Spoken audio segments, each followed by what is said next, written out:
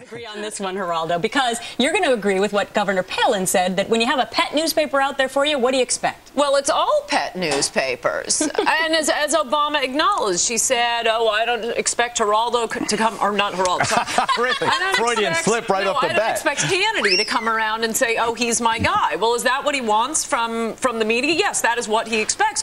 Why is it, we just passed Griff Jenkins in the hallway, why is he the only one getting this interview? I mean, if a Republican belongs to the Federalist Society, has ever spoken to a Confederate historical organization, attends Strom Thurmond's birthday party, is a Pentecostal or Opus Dei, they are ostracized from society. And this guy Obama, preposterously overstated. No, you would have to agree with the fact. That's true. You would have to agree with the fact that nobody from the mainstream media has tried to track down this Khalidi character. Or aired. This story was printed in April. Where was everyone in the LA Times extremely critical of Obama? Obama took a lot of heat for the story in April. The videotape was made of the April encounter, allegedly. And the reason the LA Times cannot release it, even if they wanted to, is Cohen versus Coles, 1991 Supreme Court decision that said, Madame Attorney, Mademoiselle Attorney, I should say, that the First Amendment does not protect you from a breach of a confidentiality agreement. The only way they could release it is that everyone knows it's a lie. But that is the law of the land. It may be whatever it is, but it is the law of the land. You know what is a lie? No one hands over a videotape to a newspaper and says, oh, but don't show it. Well, maybe if it was a Clinton operative.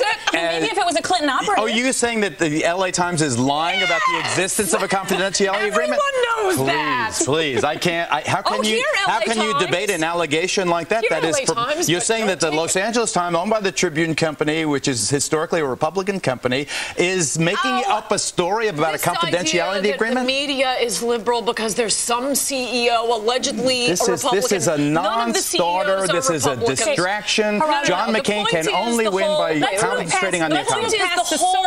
The whole mix of them. Forget Khalidi. It's Khalidi. It's Ayers. It's Dorn. It's Jeremiah Wright. It's the fact that this Saudi lawyer paid John McCain McCain head an institute that gave Khalidi almost $500,000? Okay, can we talk about that? But I would like to now they're cutting. I think that Ann will be responsible if John McCain loses. What? She will be responsible. Ann and hard right talk radio have made the immigration issue such a big issue. It has turned off Hispanics to the GOP label, despite the fact that John McCain, and the reason I said I would be proud to vote for him or Barack Obama, he's been so good on the issue, but I think he's being tarnished by the extreme rhetoric of the hard right. Geraldo, and Nevada, New Mexico, Arizona, Colorado, even North Carolina, Virginia, and Florida. As a result, the facts are exactly the opposite. Latinos will be voting for Democrats. Was your candidate John McCain, and Hispanics aren't voting for him. So thanks, John McCain. I agree with you, and that's why I think he's such an honorable and wonderful man in so many regards. But what happened is the GOP has been tarnished by that broad brush. It's because he's the Republican and Hispanics here's a fact. George Bush got 44% of the Hispanic vote. John McCain will get 25%. Hold on.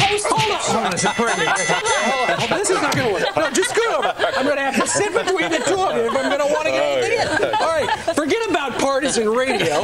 What about this thing we were just talking about with the mainstream media? By a margin of 2 to 1, they're doing negative stories. Your hair got messed up. They're as bad as the Hispanics. 2 to 1, they're doing negative stories about John McCain over Barack Obama. And you look at MSNBC, 73% of their John McCain stories are negative. Only 14% of their stories are negative about Barack Obama. I do not believe it's higher. About 26% that are favorable. I'd like to see those segments on MSNBC. There's two reasons. Number one, snobbery. The Sarah Palin, who I think is an engaging and wonderful and highly evolved person and the most interesting newcomer in politics, is being denigrated because she didn't come from a certain culture. I think that's number one. And number two, there's also the fact that most people in authority in the mainstream media are of a certain age, like mine. They grew up in the 60s. They see the Obama candidacy and his victory, if indeed it is that, as the culmination of the civil rights movement. Well, no, but and they put so much personal stake in it. Well, is it a revival? revival of the Weather Underground?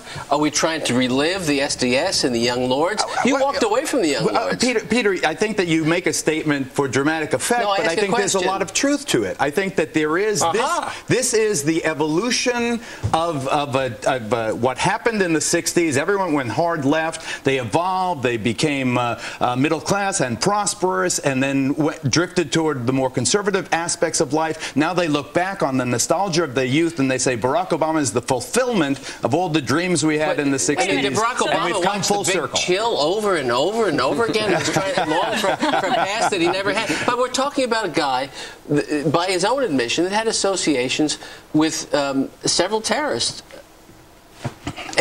And you don't think that's important? I think what's important is everyone in this settee right now earns more than $250,000. Let's be frank about it. We will be hurt by the Barack Obama tax plan. To me, and classically, the right and left, conservative liberal fight has been over the activism or role of government and who pays for government and how much you pay taxes. And people who are more prosperous want to protect what they have. They've earned it themselves. I think that's the fight should have been. That's Joe the plumber. That's the right thing. Yes, yes, girl on settee. No, but except to the contrary, Geraldo, that's not how voting patterns break down. People who make especially well more than $250,000 a year have already put it away.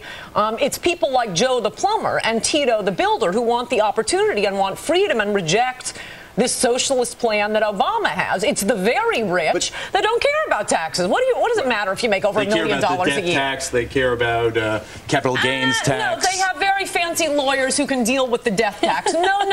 It tends to be overwhelmingly, God bless him, Joe the plumber, who cares about there being freedom in this country. I think the terrorist issue has been a non-starter for John McCain. It has hurt him. It has made his campaign look petty. But she's not talking about that. Terrorism. She's talking about the economy. And by all accounts, you have to admit you just changed the subject because I won. Joe the plumber is the best thing that John McCain, when Barack Obama said to Joe the plumber the thing about spread the wealth, that to me was the beginning of what should have been the beginning of his sprint to the finish line. It should have been a concentration, he and Governor Palin together, on the economic issue, on tax policy, I mean, this is absurd to say you're going to balance the budget at the end of your first term. With the country in the whole, a $700 billion bailout, where are you going to get the money? From Mars to balance the budget? That's not the way you argue. He should have said, this is confiscatory tax policy that the Democrats have. They're trying to get an activist federal government that's going to take the money out of your pocket, your hard-earned money, give it to people who don't work at all. That's the only angle I think. And he said it. He has said it, but he's been distracted by Khalili. He's been distracted by Ayers and all this other nonsense. I just find it incredible that the fact that a person has an association with a domestic terrorist and people who encourage an anti-American policy. To this day. I was on a program. I did a program with Eli Wiesel, the Holocaust survivor, the Nobel Prize winner, and Hanan Ashwari, the Palestinian spokeswoman, was on that program. It was me, Wiesel, and Hanan Ashwari. Afterwards, Eli Wiesel said he had to speak to me. I said, okay, so we were off the air. I talked to Eli Wiesel. How could you put that terrorist on the air? I said, you know, I'm having a representative of a whole other people who have been in conflict with the Israeli people, the Jewish people, for these decades and generations. How could I not have that dialogue? Yeah, but Geraldo, I'm not associated with terrorists. Eli Wiesel said that. Yeah, but I said to him, how could I not have a dialogue? But you talk about street cred. Wait a second. Could I ask you a question? And Grace, one of the few people who lived through it. You would not have anyone speak to anyone who's Palestinian. Hold on a second. Let Coulter talk for a second. I just wouldn't advise me. It wouldn't advise me. Has Obama ever had dinner with Eli Wiesel? Because he's had dinner with a lot of these Palestinian activists who want no Israel and only a Palestine over and over again. I agree with you. You're hosting a TV show. You're going to have both sides. Why is Obama only having dinner with one side? But that presupposes that you're right factually. How do I know who he's had dinner with? He's went to Columbia. He went to University of Chicago Law School. He's probably had dinner with all kinds of people. Thanks for joining us today. You guys out of control. You had me at hello. If the economy had not gone all to whatever, then maybe He agrees. You agree. It's ironic you are talking about the death tax because they're going to kill each other. All right, now before you go, I have to die in 2010. You want to shake hands before you leave? No, we want a fist bump. Okay. Oh, terrorist fist bump. And Coulter and Geraldo Rivera. I read about that. Thank you very much for joining us. Chris Wallace.